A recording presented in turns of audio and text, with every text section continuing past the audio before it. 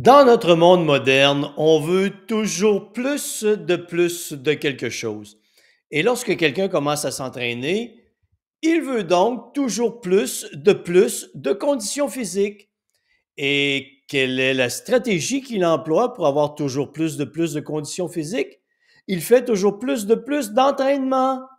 Mais personne ne t'a dit qu'en fonction du temps que tu peux allouer à l'entraînement, du volume d'entraînement et de l'intensité que tu peux fournir à l'entraînement, que ta condition va atteindre une limite.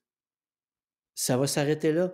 C'est ainsi pour tout le monde, même les athlètes de plus haut niveau au monde.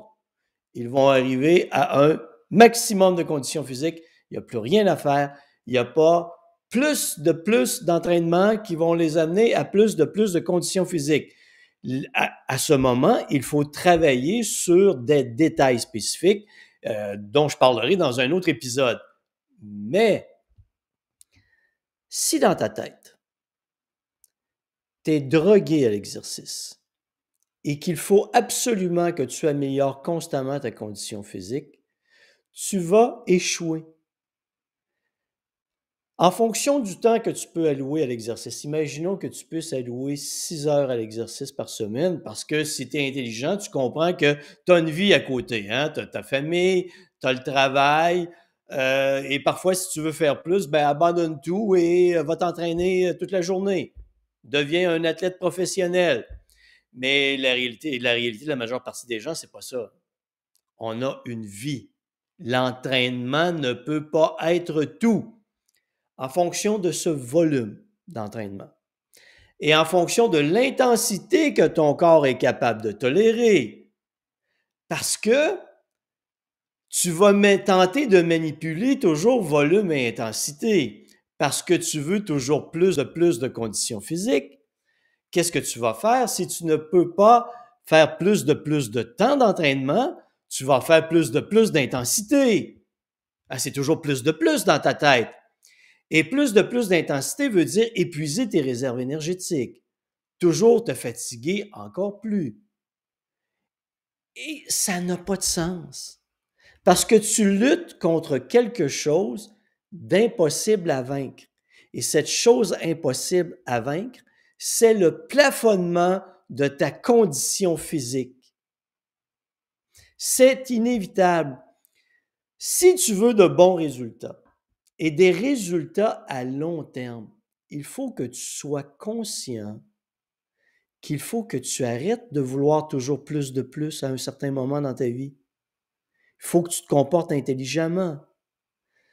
Et l'autre question que tu te poses jamais, c'est à quoi est-ce que ça va me servir d'avoir toujours plus de conditions physiques? Il y en a qui vont me dire, oui, mais Denis, ça va me permettre de brûler davantage de calories pour maigrir davantage. Non, c'est pas comme ça que ça fonctionne nécessairement. Ça peut parfois être utile, mais ça ne veut pas dire que tu vas obtenir des résultats avec ça. Les gens n'ont pas une perception globale de ce qu'est la condition physique. C'est vraiment quelque chose d'abstrait dans leur tête. Pense-y, réfléchis avec moi. OK? C'est quoi plus de conditions physiques pour toi? C'est quoi être plus en forme pour toi? Si tu vas aller courir un ultramarathon, il faut que tu penses que tu vas arriver à des heures et des heures d'entraînement par semaine. Si tu as le loisir de le faire, tant mieux. Mais ça, on arrive dans le plus du plus du plus. Est-ce que c'est logique? C'est toujours la question. Est-ce que ce que tu fais te permet de maintenir un équilibre de vie? Parce que je reviens, vouloir toujours plus de conditions physiques nous amène dans un état mental où on fait plus de conneries.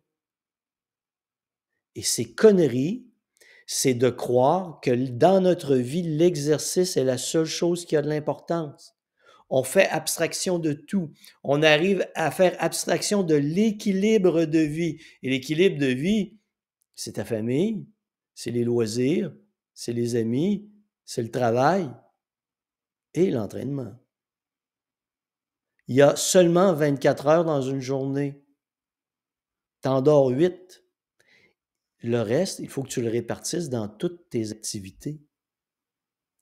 Et cette notion de toujours plus, de quelque chose, nous amène à adopter des comportements qui sont inutiles, inefficaces, parfois même destructeurs. Quand je dis à un de mes clients, en fonction du temps que tu peux allouer à l'entraînement et de l'intensité que ton corps est capable de tolérer, tu as atteint le maximum de conditions physiques. Qu'est-ce que je vois? Une mâchoire se décrocher. Ah! Oui, mais Denis! Oh, Denis! Pourquoi moi?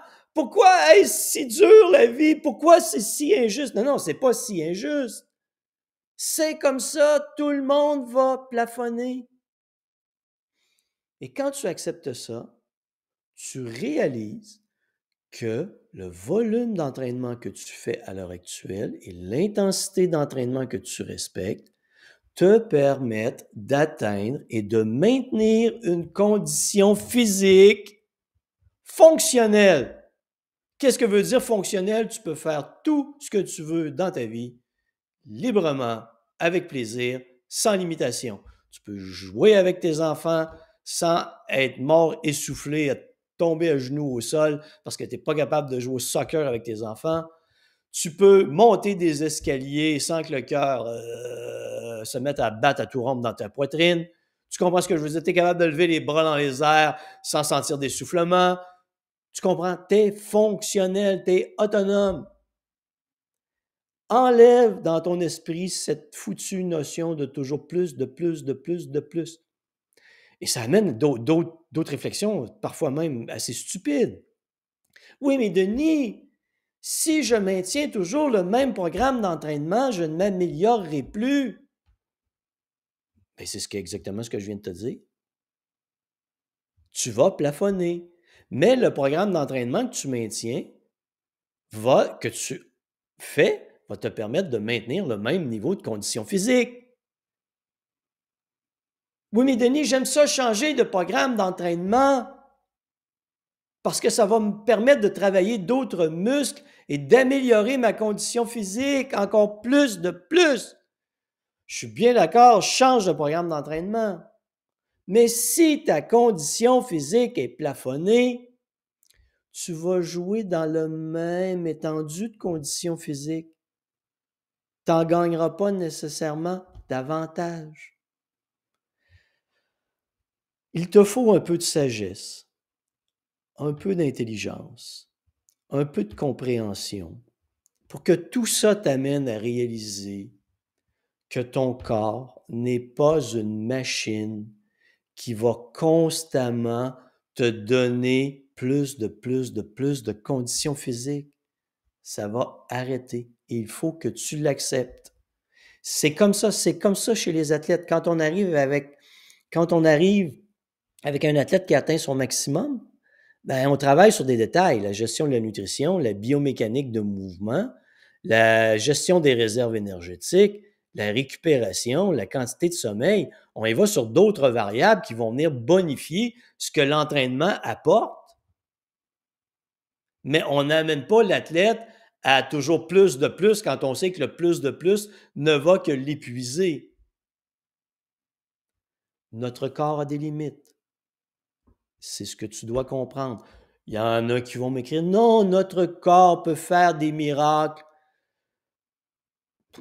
Ben oui, ben oui, ben oui, ben oui. Bravo, bravo, bravo, la belle grande philosophie. Rien à foutre. La réalité, ta condition physique va atteindre un maximum. Reste logique. Tu peux allouer une certaine quantité de temps à l'entraînement par semaine. Tente pas d'en faire plus pour un objectif abstrait qui est plus de conditions physiques. Surtout quand tu ne la mesures pas, ta condition physique. Hein? Un objectif abstrait, c'est quelque chose que tu penses devoir atteindre sans l'avoir mesuré. T'imagines comment tu t'en vas? Hein? C'est que tu testes le vent avec ton doigt. Ouais, je devrais m'en aller par là. C'est pas comme ça que ça fonctionne.